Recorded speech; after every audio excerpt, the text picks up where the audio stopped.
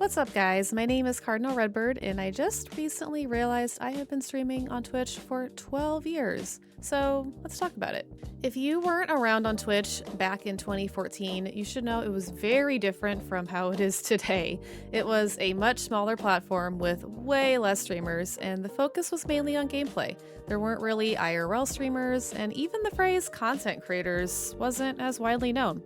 People would just go live from a basic setup and stream their gameplay.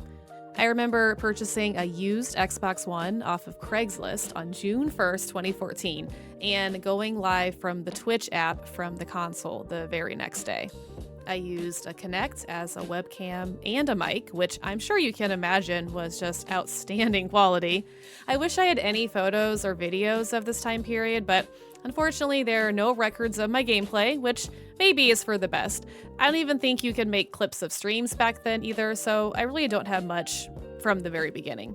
All I know is that I had wanted to stream ever since I got into playing Halo when I was in college, and I was excited to finally have a setup that allowed me to do so.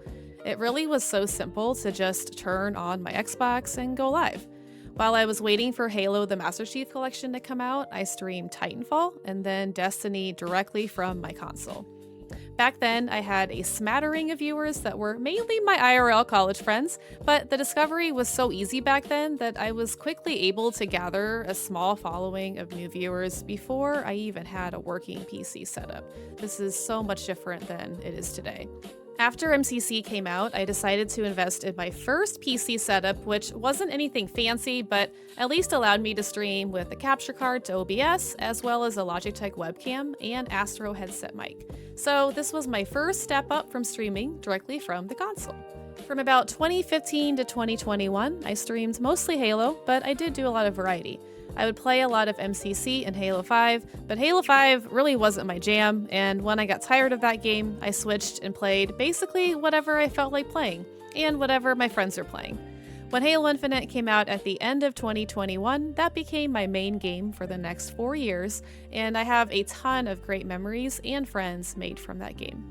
I remember in 2017 is when the affiliate program was created, and this was huge for me because before that, only partners were able to have a sub button, have emotes, sub badges, all the things.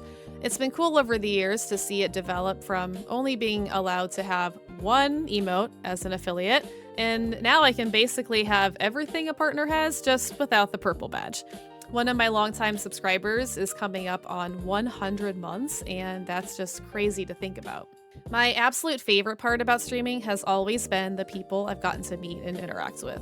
I've gotten to work directly with Halo Studios, I've gotten to work with various charities to raise money such as Gamers Outreach and Extra Life. I've even been able to help people in my real life community because of my streams. I've gotten to network with other Halo streamers, be parts of lots of playdates, and I always love getting to meet people that like the same games I do. So I love getting to share video games with people and not feel like I'm alone when I'm playing, which motivates me to continue playing. I love that I have almost like a video diary, and I can go back to different moments from the past and relive games and memories with so many of my friends over the past 12 years. Any regrets or things I would change? So sometimes I get hard on myself because I've streamed for so long and I'm not a Twitch partner. I only have 5,000 followers. Like, I could have done so much more by now. But really that was mainly a result of my actions. So I didn't stream consistently until about 2021, 2022. And I think the reason for that is just that streaming was always a fun hobby for me. And in my 20s, I did so many other things. I was working a very demanding full-time job. I had a much fuller social life than I do now in my 30s. And I traveled a ton. And sometimes I wonder if I had stuck with Halo 5 longer and really devoted time into it, if that would have propelled me to partner status. But would I have been happy doing that instead of all the other fun things I did in my 20s? Probably not. So I think the only thing I really regret not doing sooner is not investing in my setup to make sure my stream quality was decent. There are so many old clips I watch where my lighting is terrible or my audio is terrible because I'm screaming and my mic can't handle that. So that kind of goes into my next section, which is some advice for new streamers. So, first of all, I can't even fathom trying to start streaming now in 2026 because it is so crazy difficult compared to 2014 when you had so much more visibility in a directory. I really want to acknowledge that and emphasize that because I understand now it takes a lot more work. But if I would say if there's anything to invest in early on, it would be good lighting and sound quality. And that doesn't mean run out and buy the nicest Elgato products when you're starting, as much as I love Elgato, but you can find very affordable options to at least make your stream look and sound a lot better than mine did prior to like 2021. I did not have a very good looking and sounding stream. Another piece of advice is to invest in genuine friendships. So this doesn't mean going into every single person's stream and trying to befriend them. That's not real life and that will come across inauthentic, but take note of the community for whatever game you want to start off streaming. Pop in streams here and there, see what streamers have a similar vibe to yours that you enjoy being around, and just become part of their communities. Don't overly push your stream or your content right away, but naturally people will recognize your name and will want to follow and support you as well. Again, it's perfectly normal and okay to not want to be friends with everyone. Really be thoughtful about who you want to be associated with and who you genuinely enjoy being around.